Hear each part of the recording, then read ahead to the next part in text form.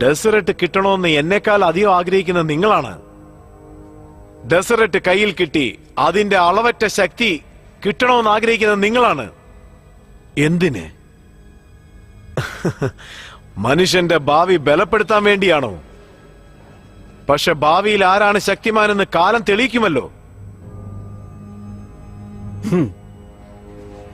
ആ ദിവസം വരുമ്പോ നീ ജീവിച്ചിരിക്കുമെന്ന് ഒന്ന് ആലോചിച്ച് നോക്ക്.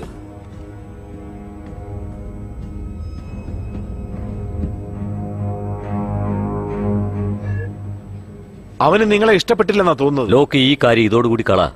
പിന്നെ ടോർ, അവന്റെ പദ്ധതി എന്താ? അവന്റെ നിയന്ത്രണത്തിൽ ചിറ്റാര എന്ന് പറയുന്ന പടകളുണ്ട്. ആസ്കാർഡിനും ഒരു ഗ്രഹങ്ങൾക്കും അറിയാത്ത പടകളുണ്ട്.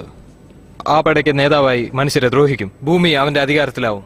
അതിന് സമ്മാനമായി ടെസറക്ട് കൊടുക്കും. അപ്പോ പടയാളികൾ മറ്റൊരു ഗ്രഹത്തിലുള്ളവരാണ്.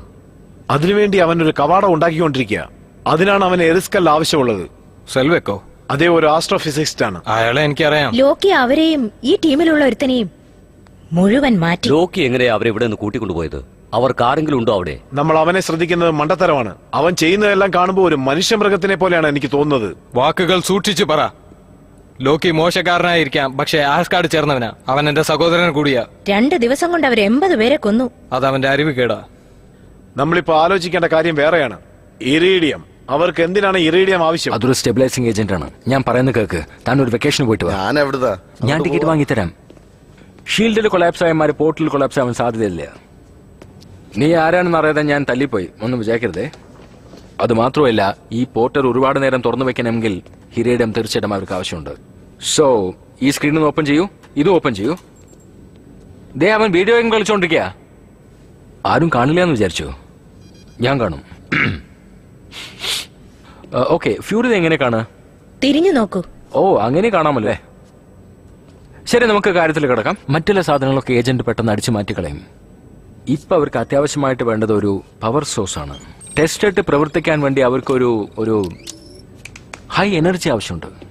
ടെർമോന്യൂക്ലിയർ ആസ്ട്രോഫിസിക്സെ പറ്റി നിങ്ങൾക്ക് ഇത്രയും എങ്ങനെ മനസ്സിലായി? ഇന്നലെ രാത്രി നോട്ട്സ്. വെൽ, അതെനിക്ക് കിട്ടിയത് ഇന്നലെ രാത്രിയായിരുന്നു. അത് ഞാനല്ലാതെ വേറെ ആരും വായിച്ചില്ല എന്നാണ് തോന്നുന്നത്. ആ ലോക്കി എങ്ങനെയുള്ള ശക്തിയാണ് പ്രതീക്ഷിക്കുന്നത്? ടെസറൈറ്റിലുള്ള അണുക്കളെ നശിപ്പിക്കാൻ വേണ്ടി അവർ ഇത് 120 മില്യൺ ഹീറ്റിൽ ചൂടാക്കുന്നു. അത് മാത്രമല്ല, അതെങ്ങനെ നിലനിർത്തണം എന്നുള്ള കാര്യം കണ്ടുപിടിച്ച് കഴിഞ്ഞിരിക്കുന്നു. ഒരുപക്ഷെ അദ്ദേഹം ഇത് ചെയ്യുകയാണെങ്കിൽ ലോകത്ത് ഒരു റിയാക്ടറിലും ചെയ്യാൻ പറ്റാത്ത അയൺ ഫ്യൂഷൻ ചെയ്യാൻ പറ്റും. ഗുഡ്. ഞാൻ മാത്രമല്ല, ഇദ്ദേഹം പഠിച്ചിട്ടുണ്ട്. ഇവരെന്തിനെ കുറിച്ചാണ് സംസാരിക്കുന്നത്? നിങ്ങളെ പരിചയപ്പെട്ടതിൽ സന്തോഷം ഡോക്ടർ ബാനർ. താങ്കളുടെ ആന്റോ കോളിഷൻ പ്രോജക്ട് പാളിപ്പോയി എന്നുള്ള കാര്യം അറിയാം. പക്ഷെ നിങ്ങൾ ദേഷ്യം വന്നു കഴിഞ്ഞാൽ മൃഗമായി മാറിപ്പോന്നുള്ള കാര്യം അറിഞ്ഞപ്പോൾ ഞാൻ നിങ്ങളുടെ ഫാനായി കഴിഞ്ഞു.